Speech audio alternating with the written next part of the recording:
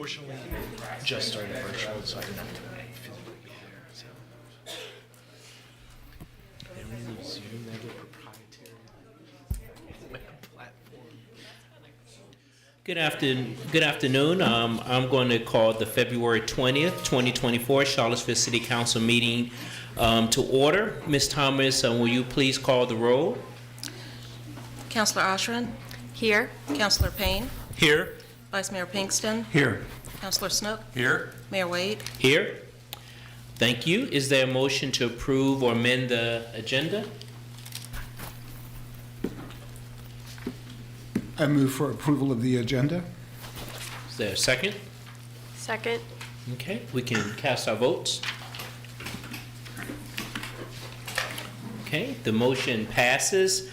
This meeting would be divided into three sections. The first section is a work session, and we will hear and discuss presentations and that do not require a council vote, followed by a closed meeting, and then city council business meeting at 6:30. We have three presentations today, and I thought we maybe spend about 20 minutes on each to spend time for questions, and that we usually have questions, so that would be ideal. So the first presentation is from the Seville Scholarship. Charlie and Ella will present.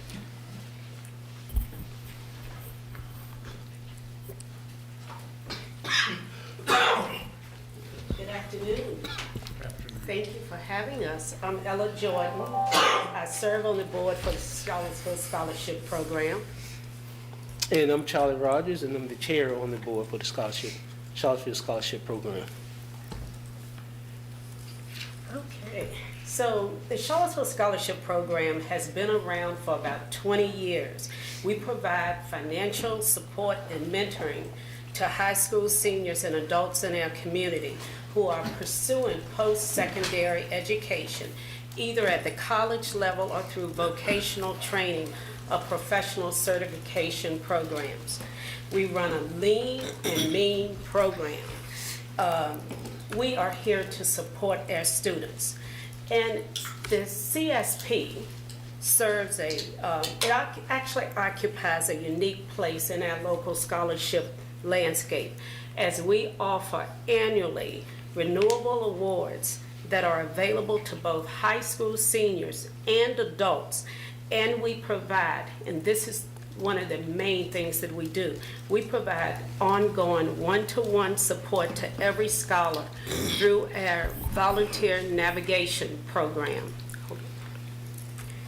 We know that people can improve their lives and economic prospects by following more than one path after high school. An individual with more fulfilling personal lives and more stable financial situations make their families and communities stronger as a result.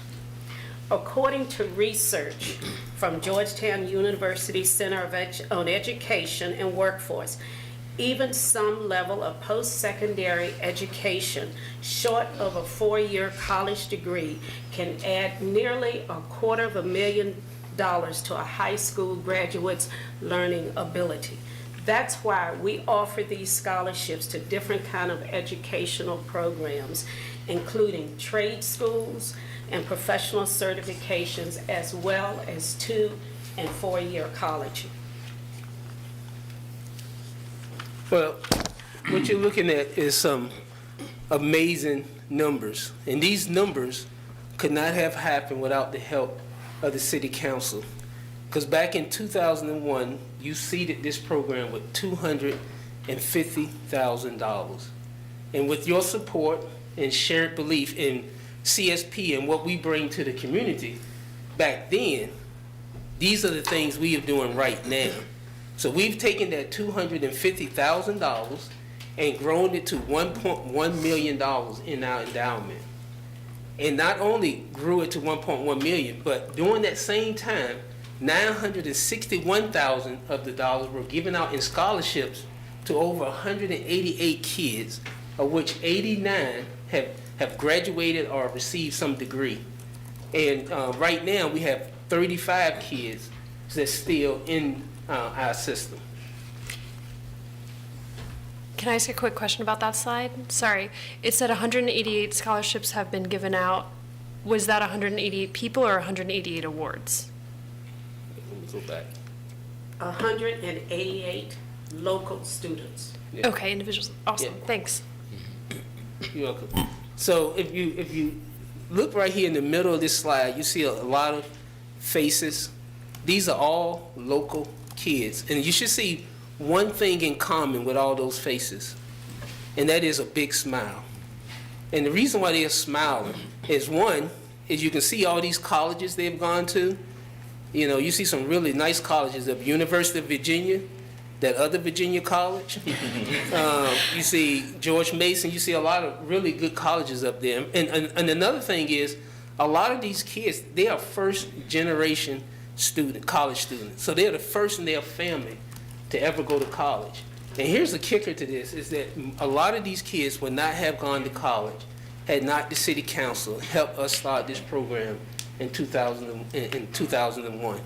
They wouldn't even gone to college. In fact, what's interesting is that I'm one of these kids. In the area where I grew up, we had a similar program, and that helped me go to college. And this causes generational change. And because I was able to go to college and get out of the projects, I was able to have kids that went to college and not be in the project. So the work that you guys are doing, partnering with us, is changing lives. So in 2021, we actually increased the amount of the awards by $1,000 a year, and we've continued that higher level of support for all of our students. The financial support is crucial to decreasing our student debt. But even more of a support that these students get is our Navigator program, and that I know about because I'm a Navigator. We stay in touch with the student. I've learned that Facebook, which is something that's still part of my generation, is probably a little bit old-fashioned, because I think that I can go to Facebook and message somebody or something, but it's text, phone call, and through other means. Instagram, I'm finding out, is a way to get in touch. But it's just being able to have that touch and to connect with our students and to give them that encouragement, because I also know that with some of them, that is the only contact that they get throughout the year. In fact, I have one young lady that that I've been working with, and she graduated, and I'm continuing to have this relationship with her. In fact, I'm working with her to help her to find even higher employment.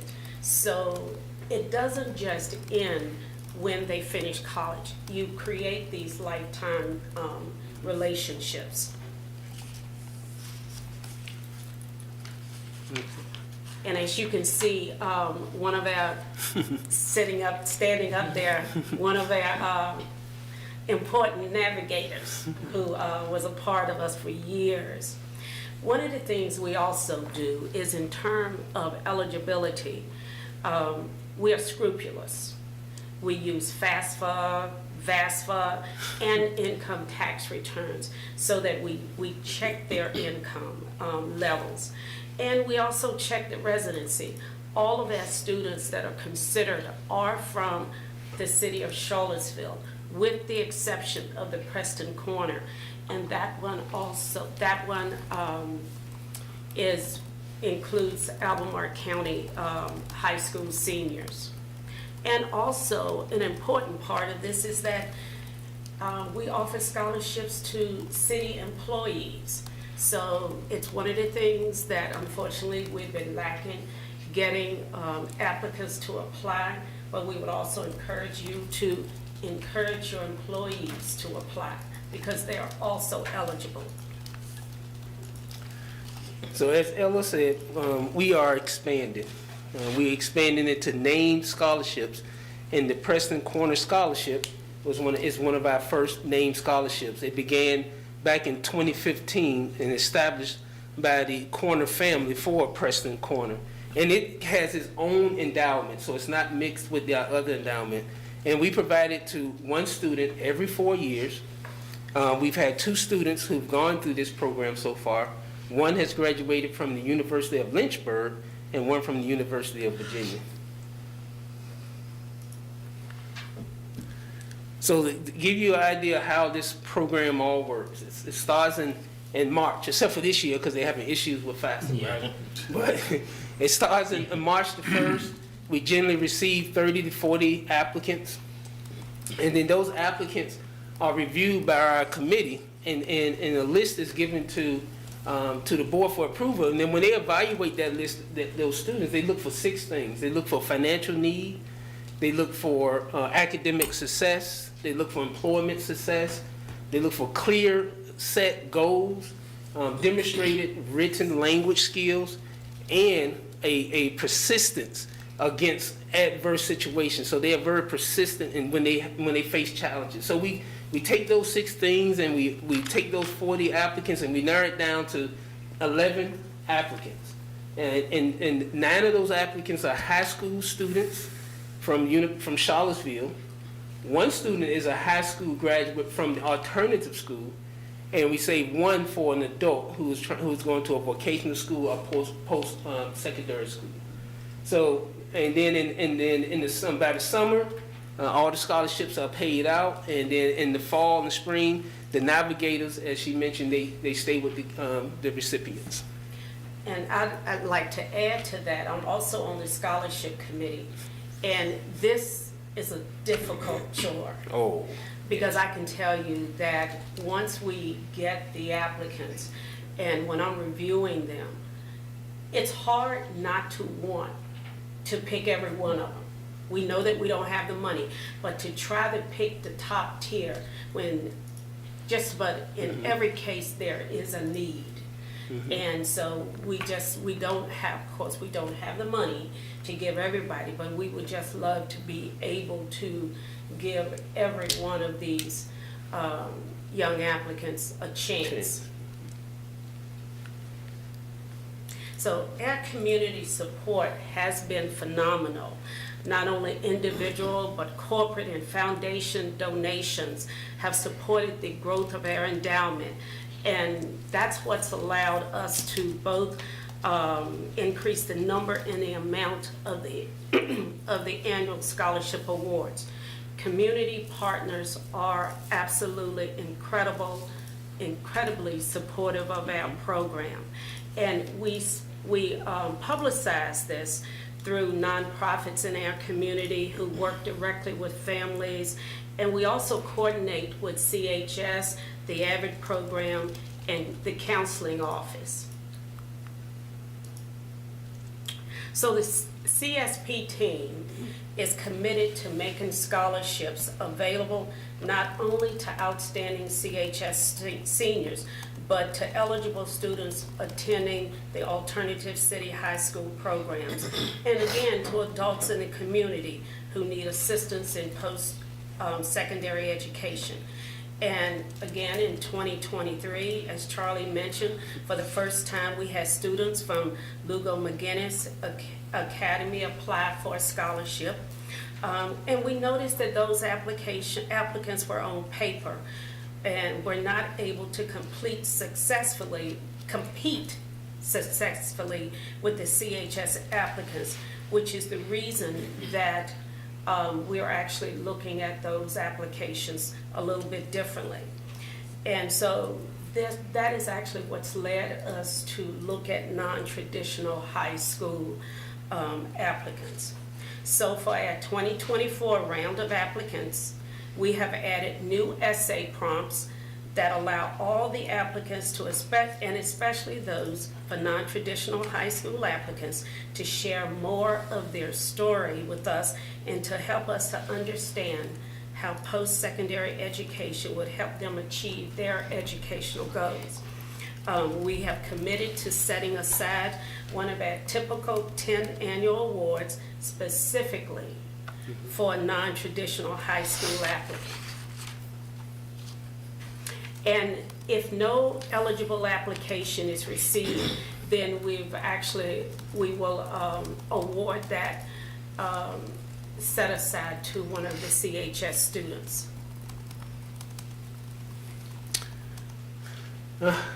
So here's our ask. We've had a great partnership to help these high school kids go to college. We've helped 188 kids that were first generation, that would not have had support and may not have gone to college. And what we're trying to do is expand into also helping adults.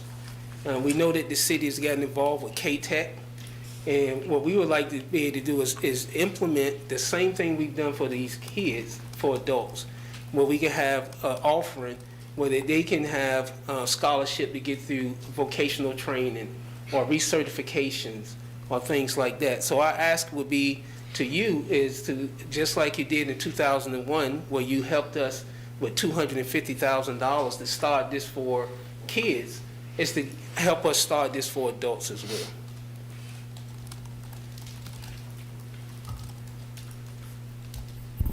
And thank you for your time. Thank And we are Thank you. open for any questions. I'll go to my colleagues, but before you leave, I just wanted to make a couple of comments. And one is that I'm so glad that y'all now including the Lugo McGinnis. That's a great idea. I'm glad that you're doing that. And the navigator part, it's really, I think what makes us a little bit different. I love it. I know. I feel like I'm still part of. I haven't been on in a couple of years. I know Lloyd served on it as well, but it makes it real different. But I am still part of it because it's probably 2 or 3 days that don't go by that I don't reach out or they reach out to me. Probably a couple of dozen navigators, students that I've had in the past that reach out to me for guidance. And just like to share this quick story is that a few years ago, one of my students came home for break.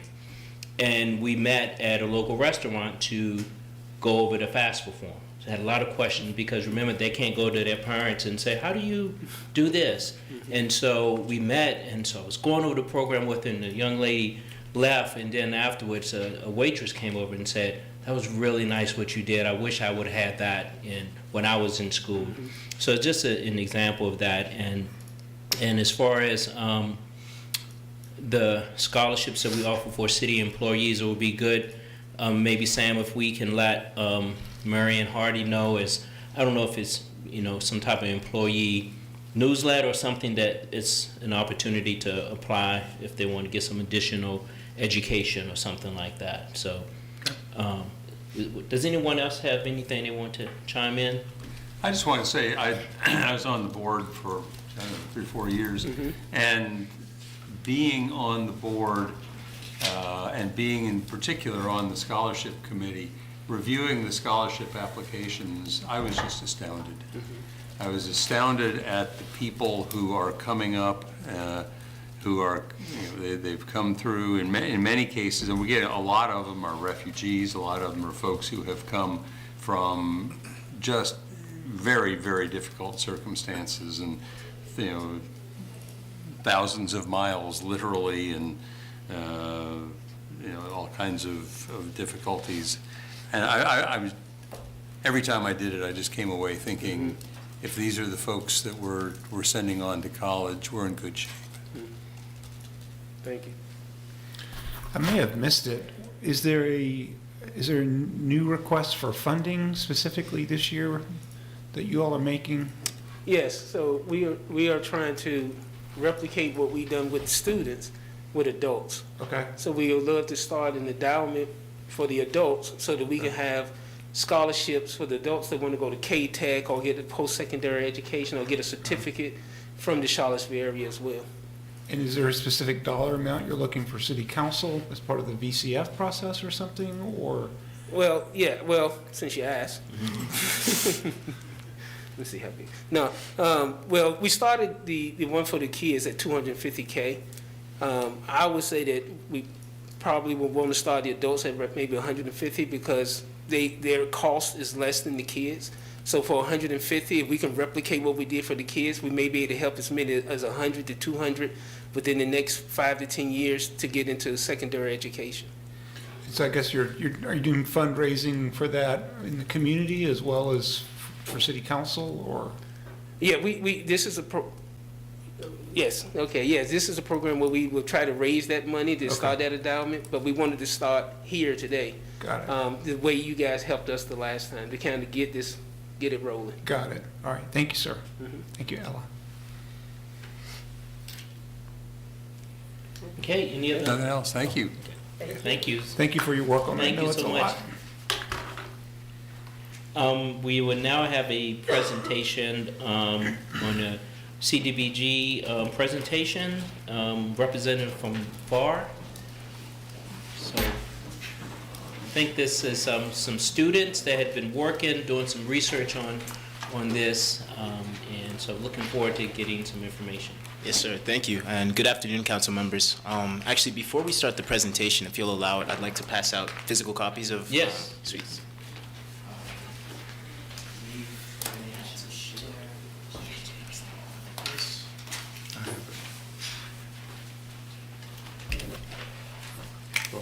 You and I can share. Thanks. You can share first. Oh, okay.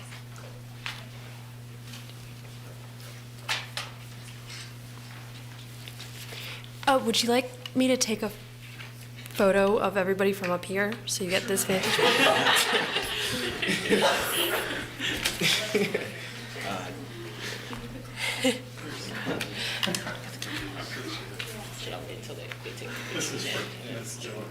Oh, yeah, it's Joy Johnson, get it. Okay, smile. I am. And I'll see if I can get. Not really. Thank you. Thank you so much. We appreciate that. Stitch those together. It's all right. Thank you so much. All right. So as we begin, we just want to start off by saying thank you so much for giving us the chance to present for you and engaging with our presentation. We are a group of students from the University of Virginia. So before we get into the content, we'll just take a second to introduce ourselves. My name is Talib. Hi, I'm Abba. Hi, I'm Laura. I'm Grace. Hi, I'm Justin. Hi, I'm Titus. Hi, I'm Merida. Awesome. So to get into it, in 2022, 226 people in the Charlottesville area experienced some form of homelessness. This is the highest number Charlottesville has seen since 2010. Yet it's not just the unhoused folk who are experiencing these difficulties. Many residents are facing food insecurity, and since the pandemic, the number of people requiring access to free food from soup kitchens and pantries has risen sharply. Further, in 2023, there were 223.4 property and violent crimes in Charlottesville per 100,000 people. That puts us in the higher 79% of the U.S. Poverty and symptoms are a serious point of concern for the residents here. In October of 2023, City Manager Sam Sanders promised that the city would prioritize addressing homelessness and announce a plan for doing so. We believe that the Community Development Block Grant could help us pursue the city's goals in a manner that is community-driven and supportive. CDBGs offer a vast pool of federal funding that is not taken directly from the pockets of local taxpayers, but can be used to assist with the litany of challenges unique to Charlottesville. Optimal use of CDBG funds are not only promised for greater housing dignity, it is preventative measures for all of the issues that we've mentioned. Joy Johnson of FAR has brought to our attention her concerns with the Community Development Block Grant and the need to reallocate these funds. We've spoken to other people like Todd Nimier from HRC and Mr. John Sales from CRHA, who have also added meaningful insights to our work. For our agenda for today, we will first explain what Community Development Block Grants are, who they're for, and what they're supposed to be used for. Then we'll explore possible complications or limitations within the Charlottesville CDBG program, including budget allocation, task force composition, and the demarcation of priority neighborhoods. Lastly, we'll review a few possible recommendations, which could include community workshops and/or revamping the task force. All right, so what are these CDBGs we keep talking about? So they aim to provide communities with funding to address a wide range of critical and unmet community development programs with needs and strategic targeted investments. And so these funds are used to develop within low and moderate income residents from access to decent housing to suitable living environment and expanded economic opportunities. The CDBG program emphasizes residents' participation in decision-making and to empower individuals to address their specific needs. So, as Joy often says, CDBG money is poor people's money, which is why at least 70% of the CDBG funds should be used to benefit low and moderate income communities. And to qualify for funds, the project must benefit all residents where at least 51% of them earn at least a low or moderate income. However, not enough attention has been paid to individuals who experience very low or extremely low income. All money should target the very low and extremely low income brackets. The city is only required to address the needs of low-income individuals, thus bypassing the responsibility to very low and extremely low-income individuals. Yet, according to the city's 2018 Housing Needs Assessment, the greatest need was found in these low and extremely low-income neighborhoods. Therefore, a lack of specificity has resulted in those most in need not receiving the funding that they require. Later in this presentation, we will suggest ways to maintain this specificity. Our first concern surrounds the use of CDBG funds, and through dialogue with Joy Johnson and other task force members, we aim to highlight two main questions. The first being, what is the general breakdown of the budget, and are those budget lines upheld? And the second is, how are grant applications prioritized, and could certain projects be funded with the capital budget instead of CDBG dollars? The 2023-2024 allocation for community development block grants was around $410,000. The breakdown we have found in CDBG and city documents states that 15% of that budget goes towards public services, 20% goes towards administration and planning, and the remaining 65% is split evenly among the categories of housing, public facilities / improvements, and economic development. The language in the slide gives insight into how those areas are defined. However, there's a lot of overlap among them. A project classified as public services can sometimes count as economic development as well, hence the blurred boundaries. What we are most concerned with, however, is that last column you see on the slide, the 20% that is allocated to administration and planning. This is a missed opportunity for money that could go towards initiatives that are focused on maximizing community involvement in the CDBG process, like hiring community-informed grant writers, childcare services for task force members, and investment in better training for the task force. So this pie chart just gives a visual as to what the last slide was mentioning. And again, what we aim to highlight is that little segment in orange, 20% going towards administration and planning. It's a pretty sizable amount, as you can see on the chart. It rivals the allocation set towards the buckets of housing, public facilities / improvement, and economic development. And like we said earlier, this 20% would ideally be used to maximize community involvement in some way, rather than going towards a salary of just one or two individuals. All right, so now that we've seen how the budget is supposed to break down, as the pie chart showed on the previous slide, we're going to turn to analyzing how grant applications are currently prioritized in comparison to those budget lines. Many grant applications aim to do the same thing, but through different organizations. This often leads to a lot of CDBG money going into one area and not evenly dispersed across issues. This flawed reviewing process is a result of the lack of training among the task force. We heard from several people involved in past task forces that the lack of training prevents their effective review of applications. One member mentioned that there was never an outlined priority list and the reviewing process was inconsistent, citing the need for a more, quote, holistic approach. So there must be more in-depth training process for task force members to ensure all members are able to effectively and confidently participate in the process of reviewing grant applications. Now we'll turn to some examples of questionable use of CDBG funding in Charlottesville that may be a result from the lack of training amongst task force members.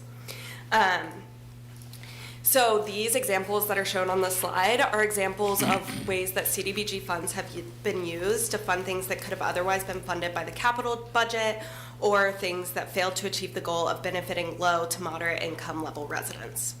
The city allocated a sum of money to fire safety and spent $74,000 on smoke detectors, and an additional $300,000 was proposed for a fire prevention tractor trailer, which was a simulator. And we just wonder, could this money have been used for something else, or could other funds have been used for these purposes? Similarly, close to $245,000 were spent on the Ridge Street sidewalk project back in 2021. And we think it must be analyzed whether or not this was one of the most pressing issues at the time and whether it deserved over half of the CDBG budget. Projects like these often qualify for funding from the capital budget as well, which would then free up more of the CDBG budget to address the pressing needs of the low to extremely low individuals in the community.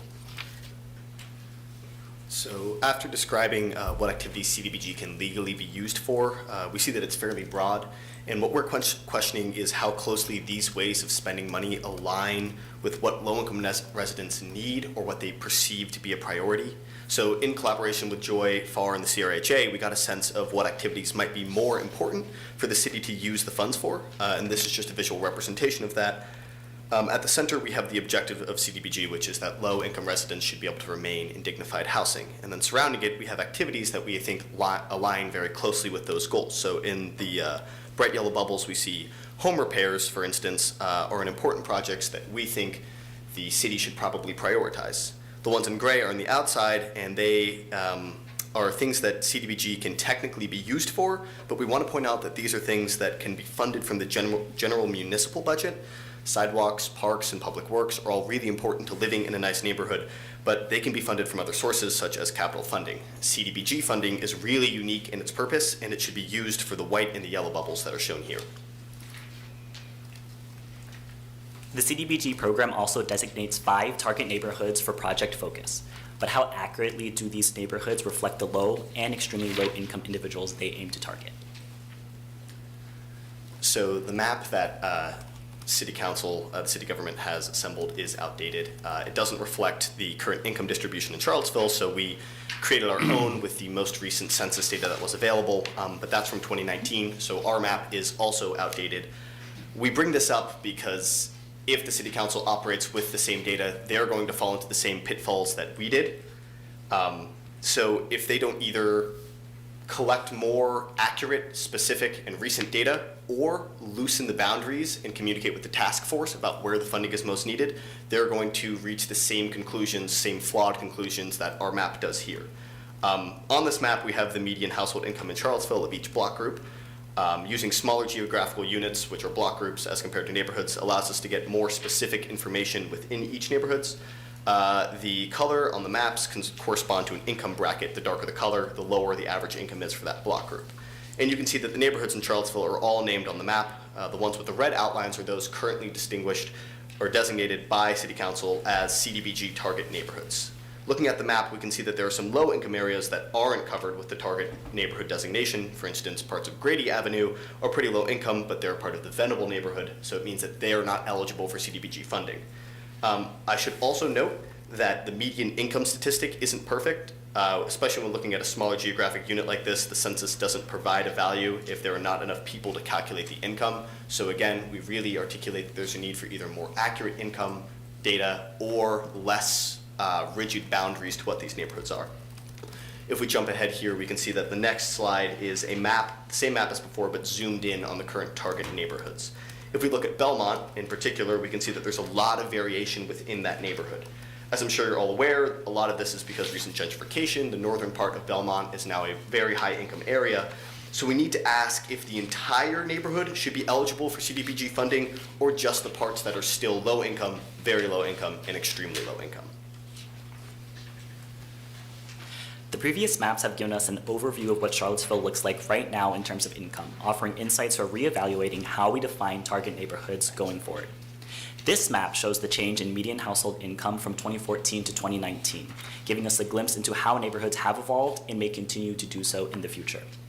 A 5-year time frame is only a snapshot of general trends, but it shows us how quickly income changes and how quickly target neighborhood boundaries become outdated. There likely needs to be more frequent and more accurate collection of income data, or there needs to be more fluid boundaries for the target neighborhoods. With this, we see that Belmont has had a huge increase in income over this time period. We've also seen that specific parts of Belmont have incomes much higher than other target neighborhoods and have virtually no people that could qualify as extremely low income. This prompts the question of whether the entire neighborhood should continue to be deemed eligible for CDBG funding. JPA, by this representation, actually shows a decrease in income, which we attribute to more students residing there, as their parents' financial support isn't factored into household income. So if we were thinking about where CDBG money should be going, while JPA may technically fall onto the lower end of the income spectrum, it might not be the best candidate for CDBG funding. Overall, looking at these broader trends gives us a more obvious sense of the trajectory of different neighborhoods and gives us a framework for understanding where money should or shouldn't be going to in the future.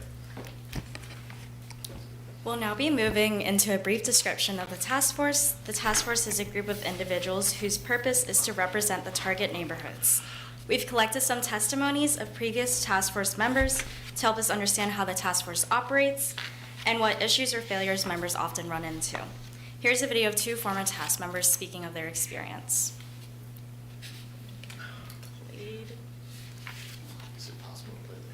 Can we play the video? The video is clickable if that's possible.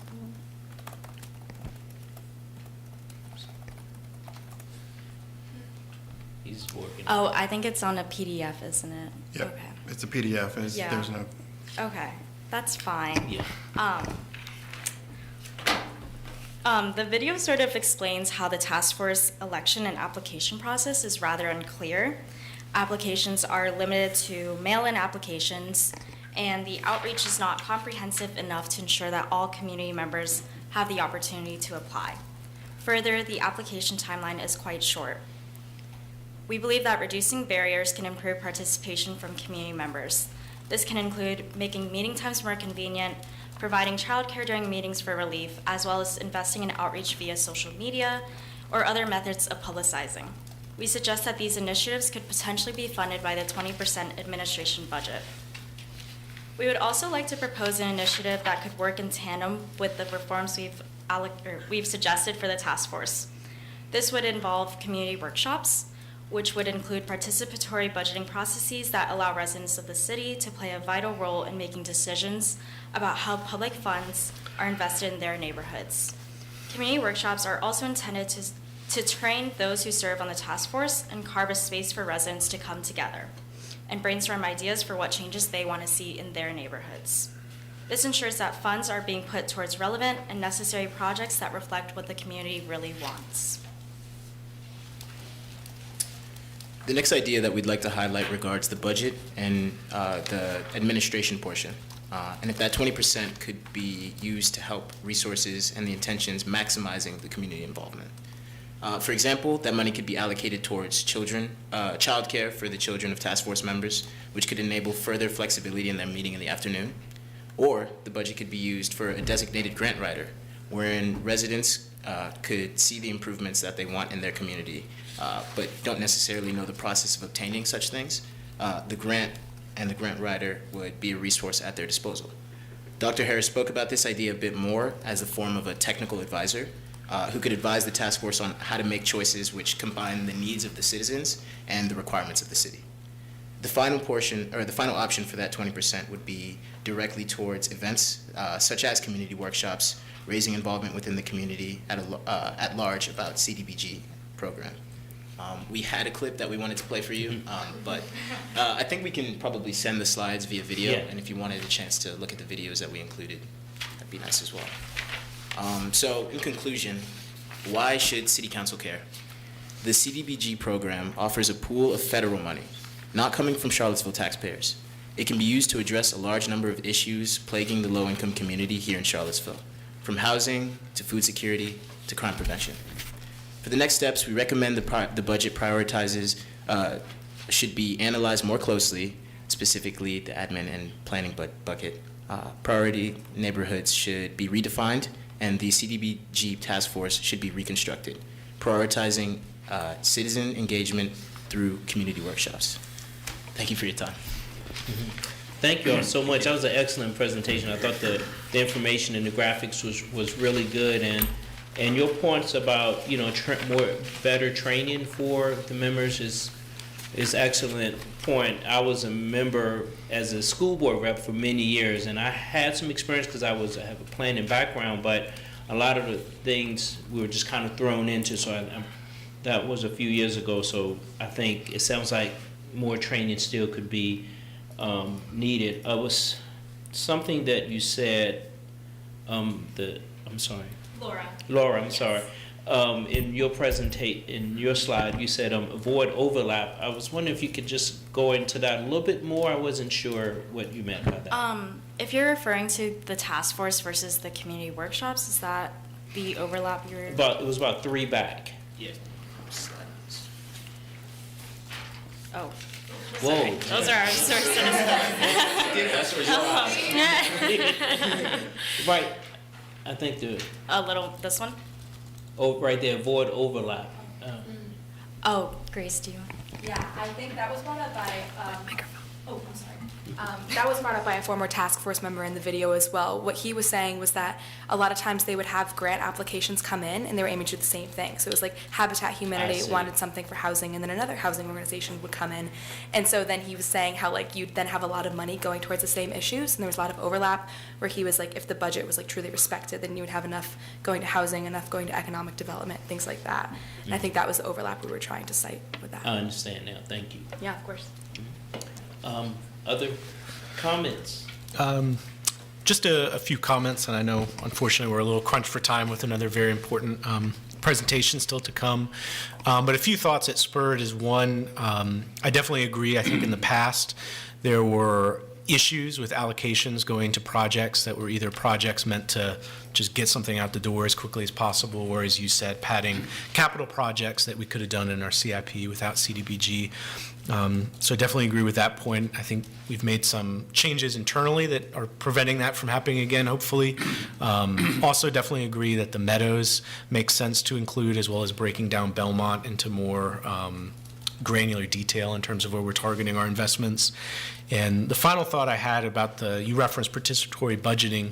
I know we've had about $10,000 in our budget for a number of years for participatory budgeting that started right before the pandemic, was never implemented. I'm wondering if that may present an opportunity for the city to follow through on that, if we build that kind of participatory budgeting skill, that we can apply that to not only CDBG, but other programs we use. And I know a lot of localities that actually use participatory budgeting have done that and used it more expansively. So I'm wondering, we have that $10,000. I'm wondering if that's just an opportunity to kind of take action on what you brought up today. It's definitely something we'd like to consider. I guess I had a couple of thoughts. The first is that it seems clear to me, both from your presentation and what we've talked about before, that we need to look at how we can redraw the lines of the districts. I'm concerned because it just happened to pop up on our agenda for our 5:30 closed session meeting today that we're supposed to be appointing CDBG task force members. There are, in fact, 3 vacancies, but we have no applications for them. That's actually one of the issues. And 2 of them are for specific neighborhoods, 10th and Page and Ridge Street. One of them is for public service programs in general.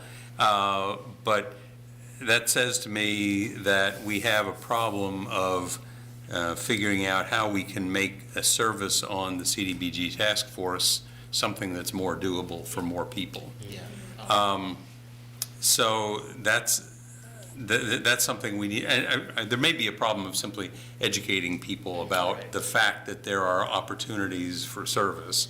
It may also be a function of people saying, I've got little kids, I can't take the time away, that's fine. I mean, we know that being a community servant is in some ways a real chore for people who don't have a lot of resources, and a lot of other people who can cover for them and things like that. And that's a problem. So that's something that I think we need to figure out. The other point that I wanted to make more broadly, though, is to sort of push back on some of what you all were saying. We have a process in the city already for approving sidewalks. we know that there are sidewalks in some neighborhoods that for whatever reason don't rise to the high enough level of community safety citywide that they get funded. But we also know that in the neighborhoods, that's an important issue for them. And so when we end up using CDBG funding for sidewalks, it is because the neighbors there have said that's important to us. And so in a sense, the CDBG funding for sidewalks is sort of the relief valve, if you will. It's the other way that neighborhood priorities can get funded. And that, if you go back and look at the original intent of CDBG legislation coming out of Washington decades ago, that was one of the fundamental purposes, was to allow neighbors to set their own priorities, irrespective of what the priorities may be for coming from City Hall. So that's not a bug, that's a feature. Thank you all. Oh, I'm sorry, Nat.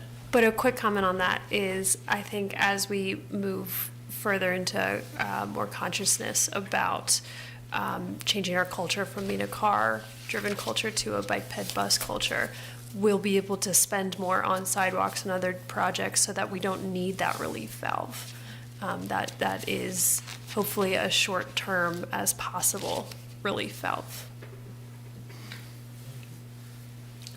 Thank you all so much. As Yep, you thank leave, you. the gentleman that's leading, if you could leave your name and contact information with Keena. I have some pictures and some other information I want to share with you. Thank you very much for your time. Thank you Thank all you so all. much. Great You job. guys rock. Thank you.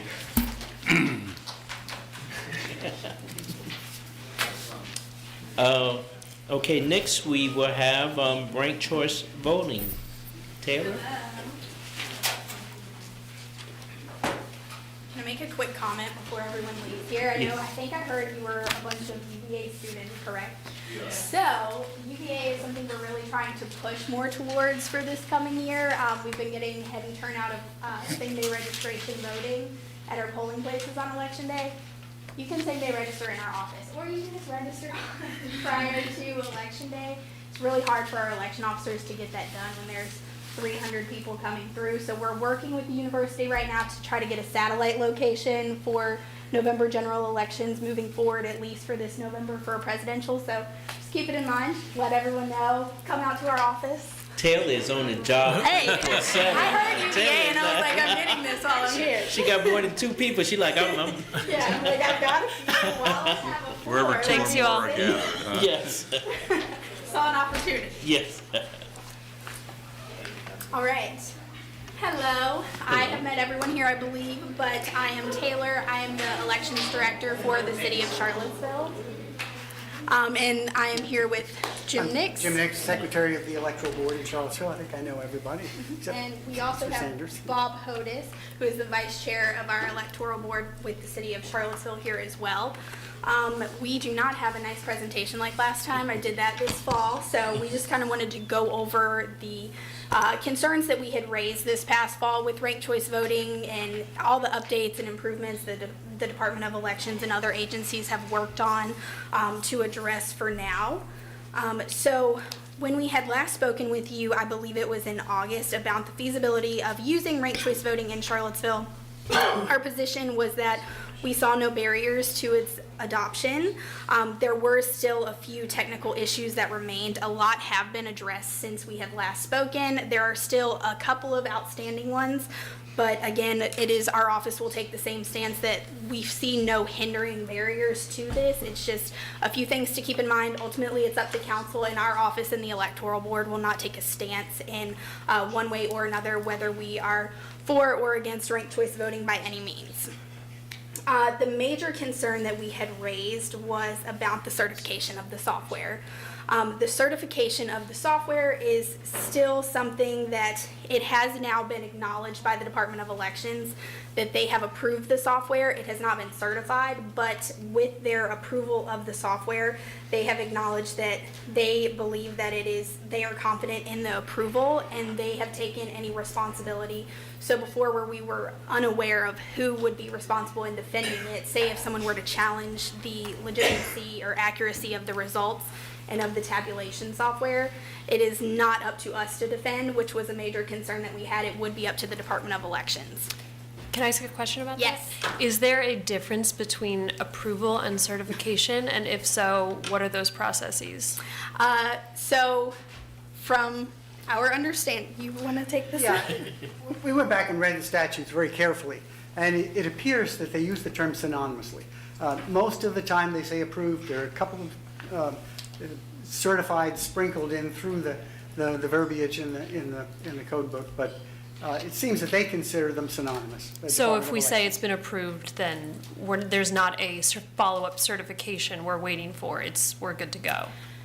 Yes, so I will say that in the Department of Elections document that they have put together, they do acknowledge that quoting what they have said, a more defined framework within the code would clarify the distinction between ranked choice voting software and a voting system, and also establish responsibilities and certification. So they do acknowledge that they think it should be something that we get clarified within the Code of Virginia, but they have also recognized that they're using approval and certification synonymously as one. And in that sentence, it sounded like certified was talking about the results, not the, I don't know, you read that quickly. So it is so for example, in the Code of Virginia, it talks about our voting system. So for example, when you go cast a ballot in the scanner in our office, all of our voting systems and voting equipment has to be certified by the Department of Elections. And because this would be a tabulation software, it is not required to be certified. So it is talking about the certification of that voting system and making all having to be certified. And in the sentences you just said, are you using certified and approval as separate words or synonymously? So I can reread it again. So a more defined framework within the code would clarify the distinction between ranked choice voting software and a voting system, and also establish responsibilities and certification.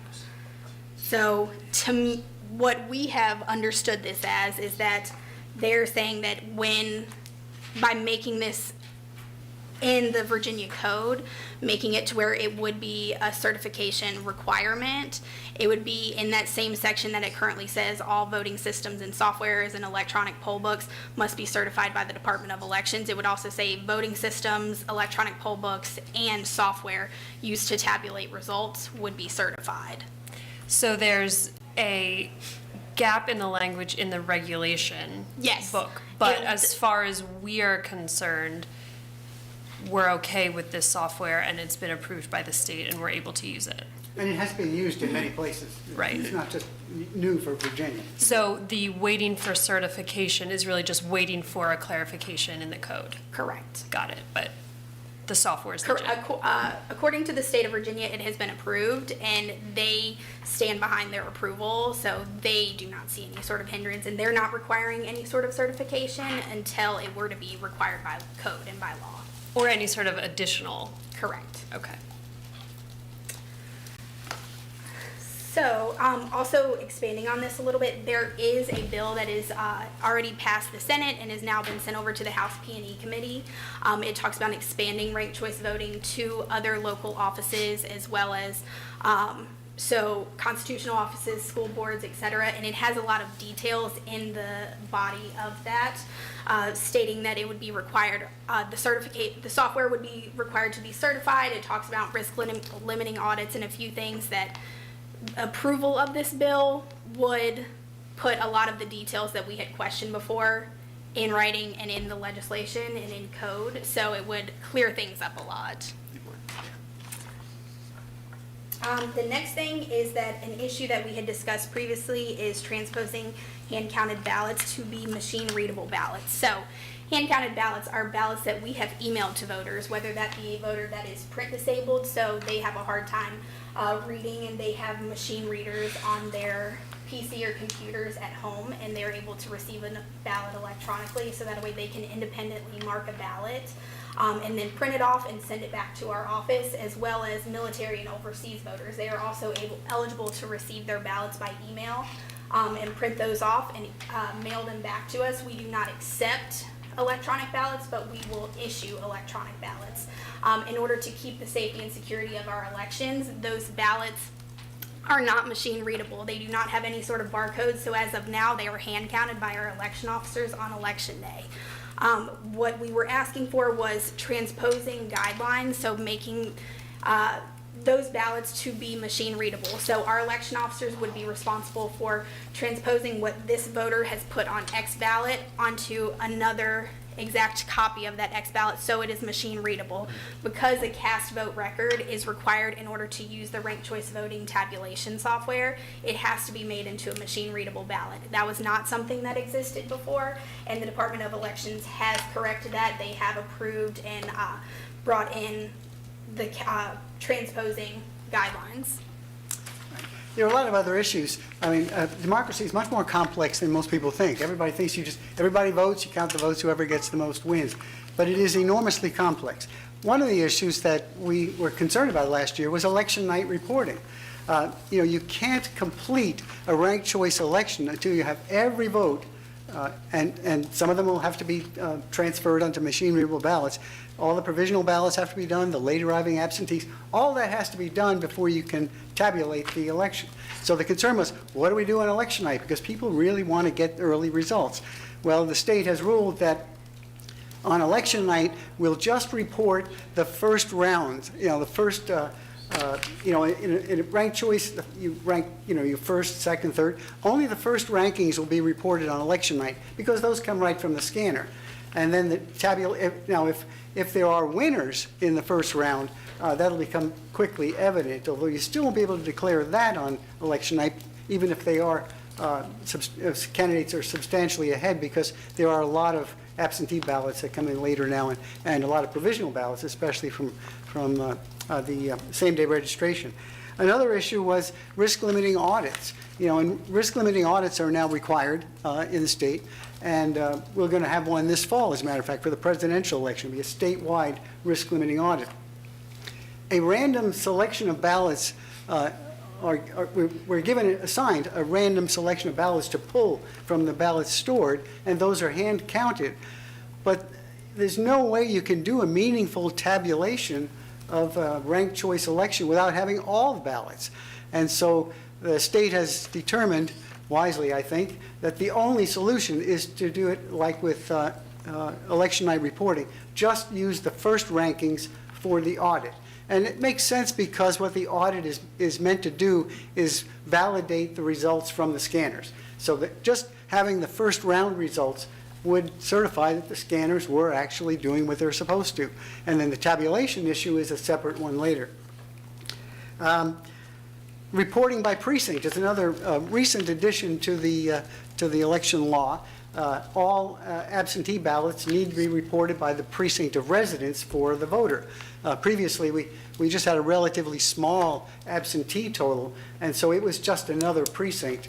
But beginning with the 2020 election, there was huge concern that 60% of the votes were in absentee. And so the political parties and the candidates had no way to know where their voters were.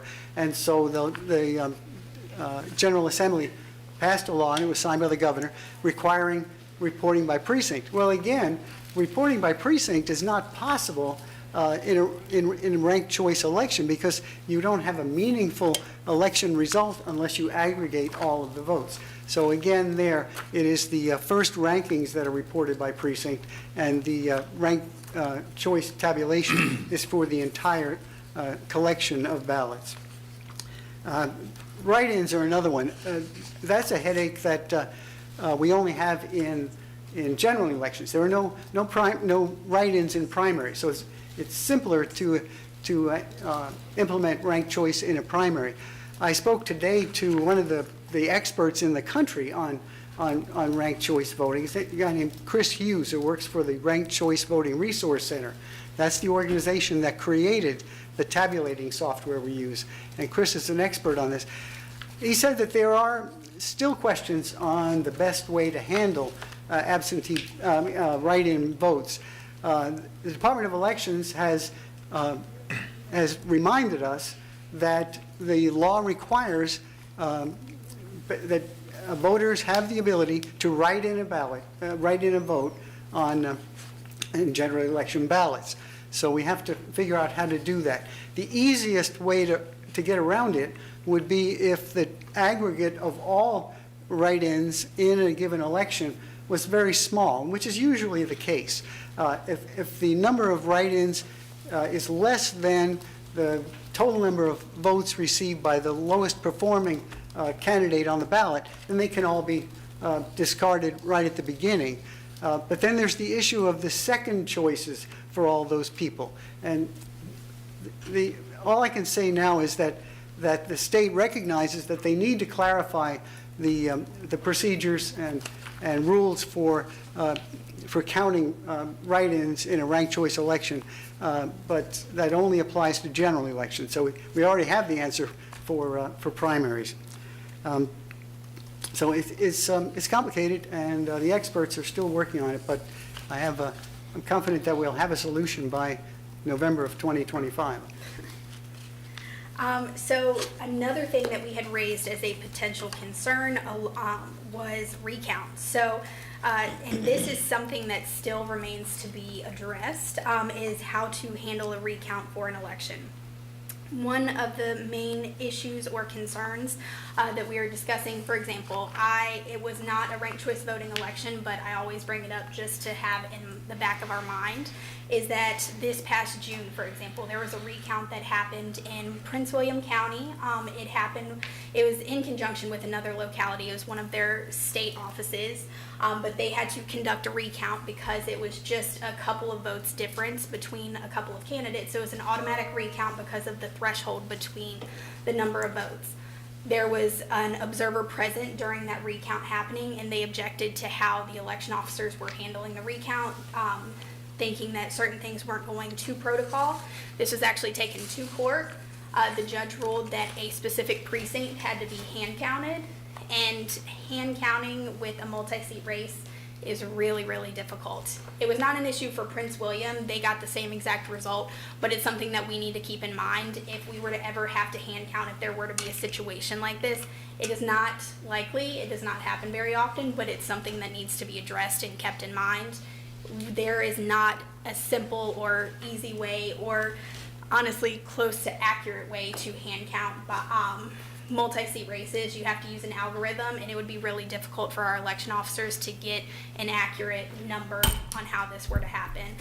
So that's what concerns us, is that it's because it involves, mathematical equations, and our election officers would be handling this. The accuracy of those results would be tough in making sure that you're getting the correct number. A question on that recount issue. Obviously, Alaska and other states use ranked choice voting at a state level and more expansively than Virginia.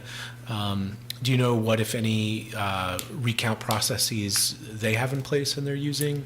Well, they're using it for single winner races, and for single winner races, it is feasible. It's time consuming, but it certainly can be done. Yeah. But when you have multi-winner races like our city council, then you have the transfer of fractional votes from one candidate to another. And, I think you might recall Taylor showed a video of how that's done. Using Post-it notes. I remember there was a name for the... They were cutting them and putting slivers of Post-it notes together. Well, I mean, that shows how it's done, but you can only do that when, in that case, I think there were like 20 ballots. And when you have 20,000, as we would have in a city council election, it's not possible to hand count. Okay. Thank you. Have there been examples of places with multi-candidate races where they have Arlington. done this? Arlington, they were the pioneers.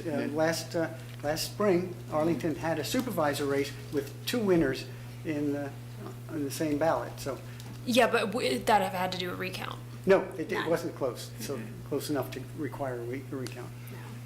Interesting, though, it was a good test of ranked choice because the first round winners were not the final winners. The first and third place winners were the final winners in that. So the second choices by voters made a difference in that race.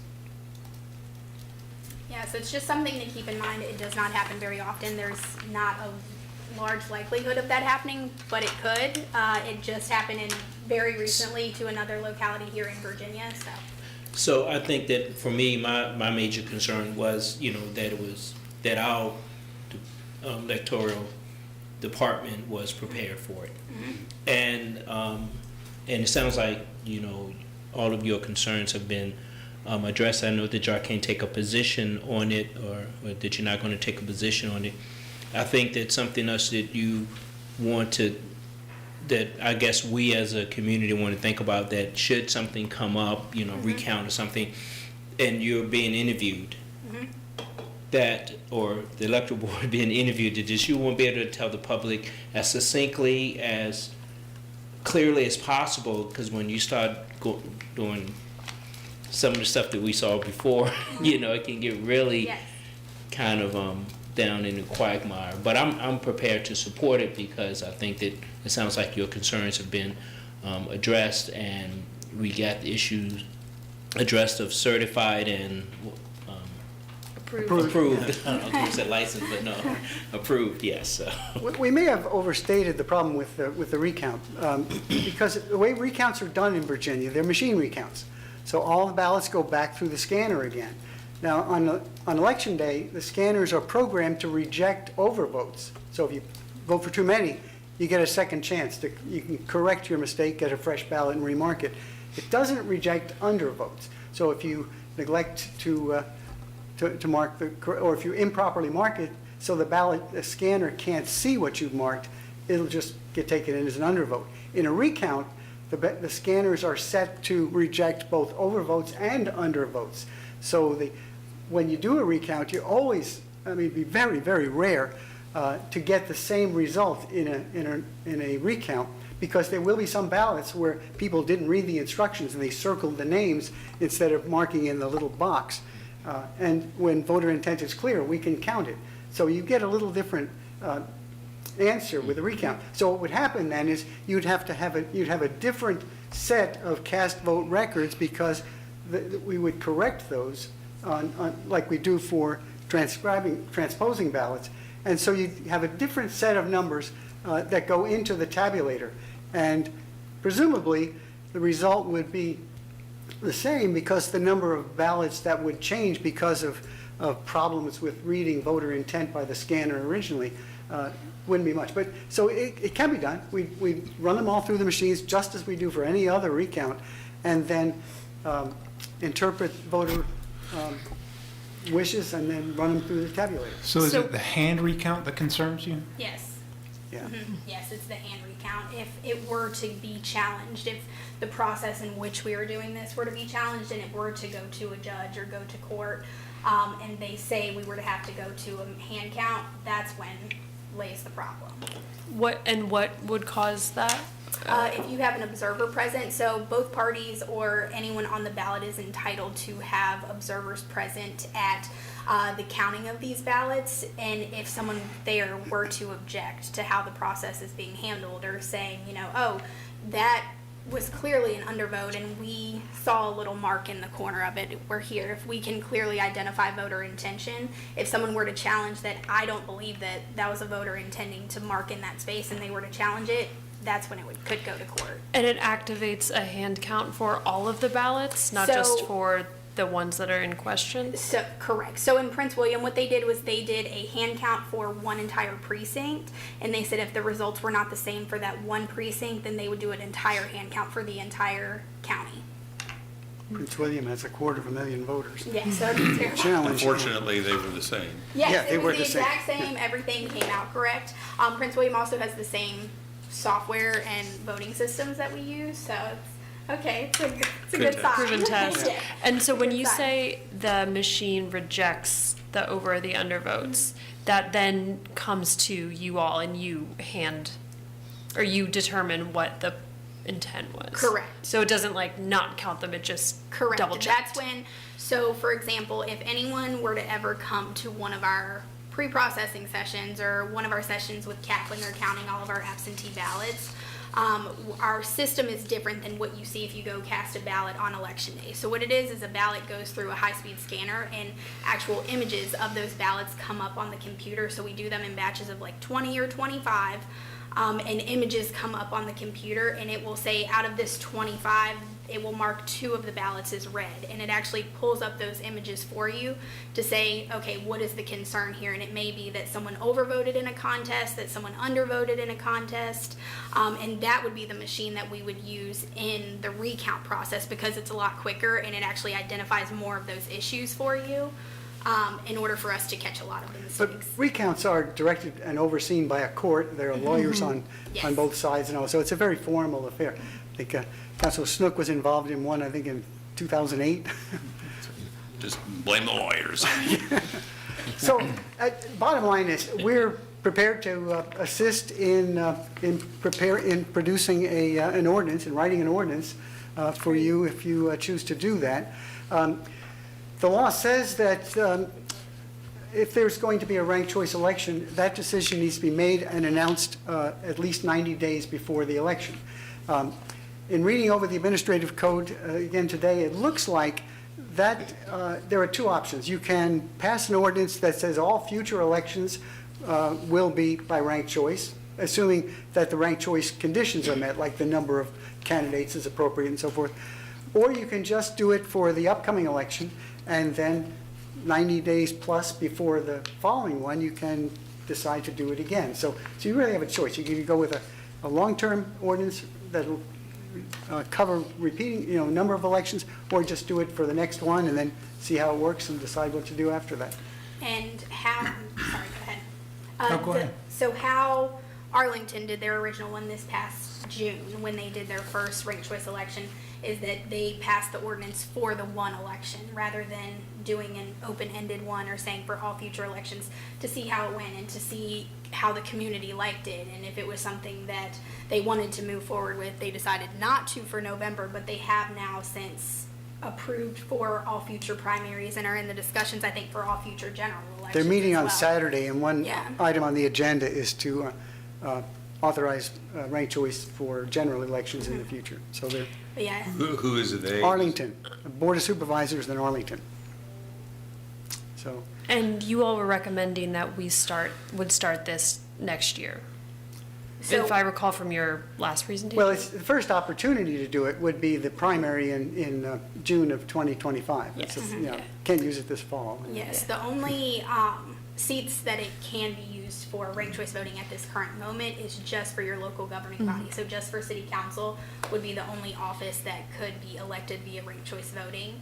And we do recommend, so we're not recommending to go forward with this in 2025. We do recommend, if it's something that you're interested in, starting in a primary rather than in a general one, because you have a smaller pool of voters. Out of our 34,000 voters, you'll get 12,000 in a primary versus 20,000 in a general, or something of the sort. So education and outreach, if we can get the smaller pool of voters educated first, and then if you were to continue that for a general election, it wouldn't be as many people. They would be somewhat familiar with it, so that way it's not as many as going straight into getting that 20,000 voters educated in this process. And education is really important, and we wanted to make a point on this. The state has some resources they produced, and they used them in Arlington, and they're continuing to work on that.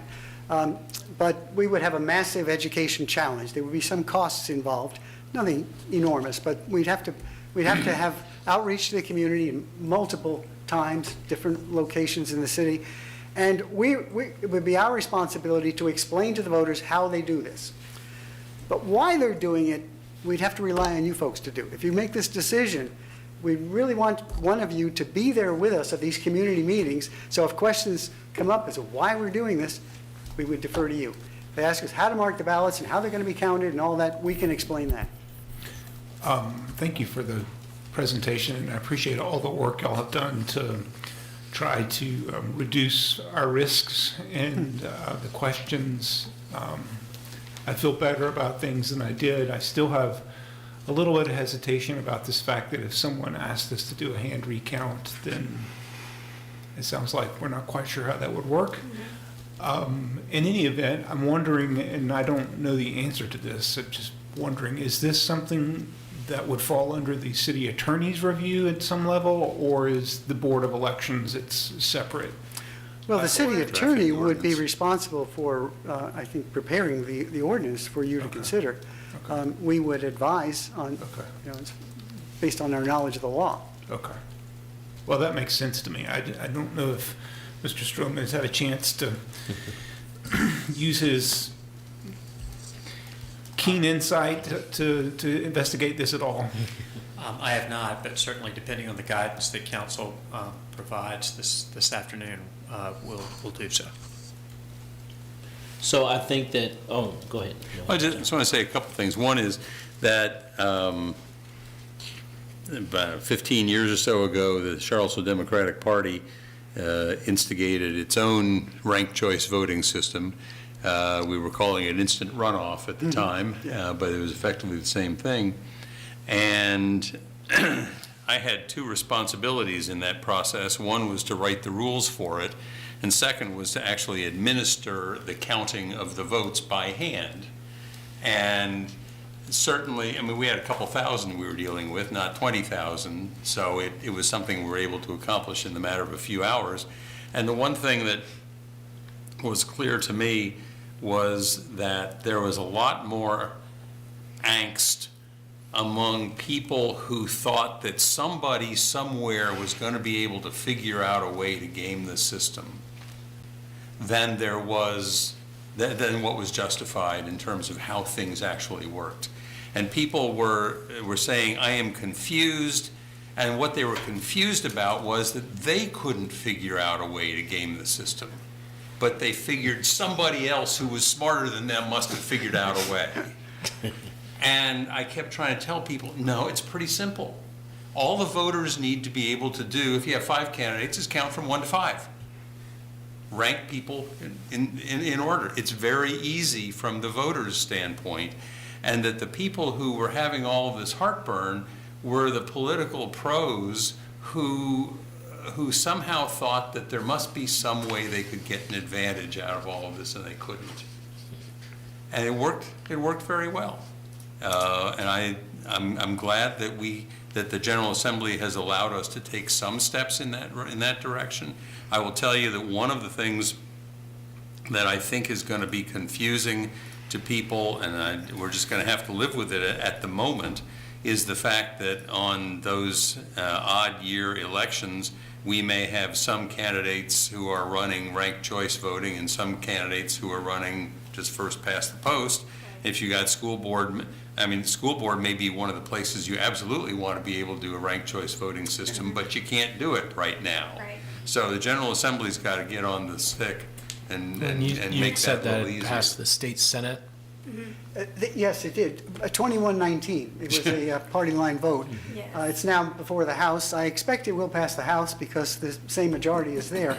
No telling what the governor might do, even though he was nominated by a ranked choice firehouse primary, essentially. Right. Anyway, my point is, I think it's a step in the right direction. The fact that we can't do it for everything is not a reason not to do it for something, and that we ought to keep working. The other thing I'll say, there was one question that I had after the presentation last year that I was not sure that I understood how the ranked choice voting process would work in a multi-district election, where, and I eventually realized, frankly, Jim, when you and I were speaking just last week, the light bulb went on in my head to say that I understood what they were talking about. And the concern was, if somebody, let's say they only need 51 votes to get elected, but they get 70 votes, what are those other 19 votes wasted? And the way that the Democratic Party did it in Charlottesville 15 years ago, yes, they were just wasted. They were wasted, yeah. But there's now a system where they're taken into account in some way. And I don't even need to know what it is. I only need to know that somebody understands what it is, because it seems to me that that's a good idea in theory, and let's let the pros who have got this figured out do it. The argument was that the people... Okay, we got We're done. 10 minutes, okay, go ahead, finish your. Well, just the argument in favor of that change was that people who voted for the least popular candidate got their second choice counted. The people who voted for the most popular candidate didn't necessarily get it counted, and so that's been corrected now. So, I think we're done, right? You got anything else? One other quick thing on this to keep in mind, that if the General Assembly were to expand ranked choice voting to all constitutional school board, we would still, if council approved it for all of those races, it still may not be able to be used depending on the number of people that were to run. Sure. There's the minimum of 3 for each election. So for council, we have 2 seats open in 25, so the minimum of 3 is correct. But for example, this past year there were 3 seats open, so it would actually be a minimum of 4. And so for all of our constitutionals, it would be a minimum of 3 for all of those seats as well. So just dependent on if there were enough people also interested in those positions. Yeah. Yeah, and I'll just say I've been a supporter of RCV, still am, and it sounds like to me it's completely feasible to move forward on the timeline of implementation by the November 2025 primary cycle. So that's where I am. As soon as we know if the governor does sign the legislation to expand it, I would support including those other offices as well in the November 2025 election cycle. And it sounds like whenever we consider and vote on a resolution for the adoption, we need to include, I don't know what the dollar amount is, $20,000, $30,000 as part of that for an education campaign, because I definitely agree that we want to go above and beyond in terms of our outreach to the community of informing them about this change. I agree. We had put in a request for additional funding if it were to be something that is approved for that cycle, because this will also be in the same fiscal year as a presidential November election. So we will not be, even though we ask for a lot more money in a presidential year, we will use all of that money. So it's not going to be something that our office can take the brunt of the cost of. So it'll be a lot more overtime for staffing if we wanted to do mailers, ballot cost increase. So a lot of small things that you don't think adds up, but it does add up. It's significant. Yeah, and if you don't know the answer to that, that's fine. But even a ballpark number of what is the kind of amount we need to allocate in order for you to feel comfortable that you have the budget to do the outreach that you would want to do? So, for example, if a mailer were to go out to all registered voters, that costs us between $12,000 and $14,000 just for one mailing to all registered voters in the city. Depending on what you wanted to do, an election officer, for example, we would want to designate a couple of election officers through the day additional at each polling place in order to assist voters that have questions. So for example, Arlington did, as you would walk in, they had a whole section kind of station to explain to voters how ranked choice voting works, what it is, at each polling place. So they had a couple of election officers there. An all-day election officer costs us somewhere between right at $300 after training and lunches and everything of the sort. So depending, we've got 9 precincts, so that's 18 people right there at $300 a person. Overtime for staffing, I would suggest that would be anywhere between $5,000 and $10,000, depending on how many outreach events we actually were to do. 2025 is our big election year in Charlottesville, for example, in the sense that that's all of our constitutional, so we have a lot more on the face of our ballot as well as it being a gubernatorial year. So we've got our statewide races, so governor, lieutenant governor, what all do we have in that year? We have our delegates here, all constitutionals, school board, and city council members. So Soil and water conservation. No, not that 2 candidates. yeah, not that year. But yes, so we have a lot more seats. So adding a grid ballot, we had to actually do a condensed ballot this past year. So having a grid ballot, I think we are going to actually end up on a legal size piece of paper, which seems silly that it would add in a lot of significant cost, but it does, because it's a lot harder to get our ballot quality paper in legal size form. So it just increases our cost a lot. Right now, we take the brunt of a lot of our costs with printing ballots. We do it in-house instead of purchasing. It costs us about 3 cents a ballot to print. If we were to purchase that, it costs us around 36 cents a ballot, and that's for what we have now. So if we were to purchase the legal size ballots, those are at 46 cents, I believe.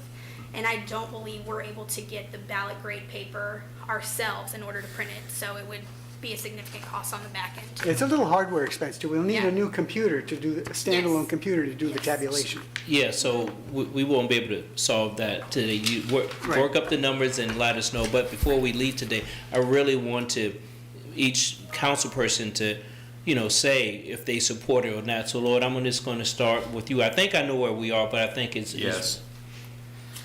Yes. I support it. I'm also enthusiastic about it, yes. Michael, I'm not sure where you. I'm just playing. So okay, so Jay and Sam and Taylor and Sally, we are in support of this moving forward. So we know it's a lot more work that we have to do on this, but I think that you just need to know at this point we want to move forward with it. Brian, did you have something else that you wanted to say, sir? Okay. And with the budget allocation, Yeah. That's what we need. Yeah. All right. And to confirm, we are saying FY '26 is when you would need that.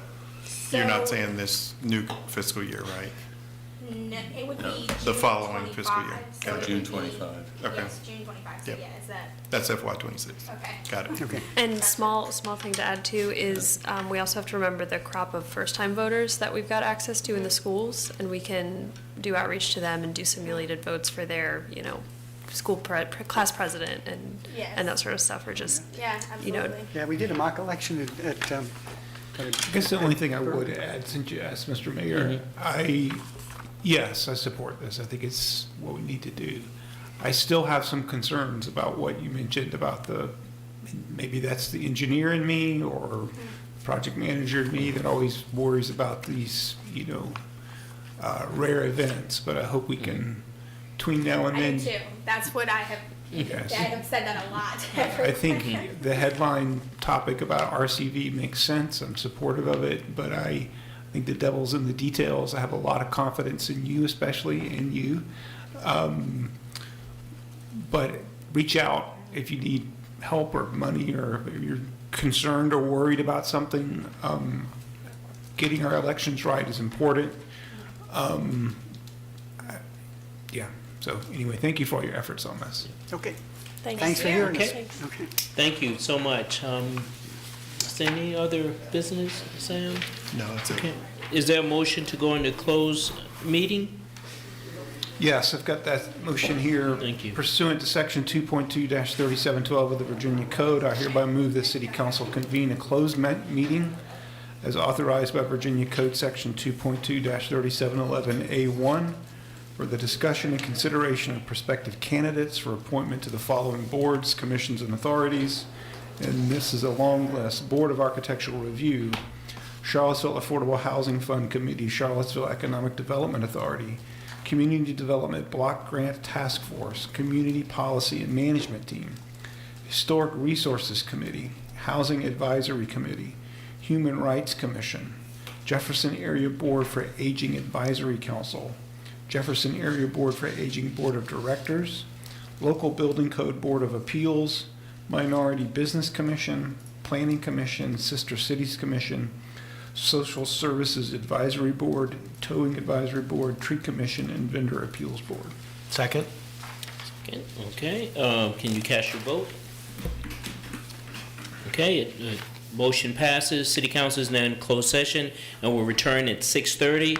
For those joining by Zoom, there's a separate link for the 6:30 meeting. Thank you.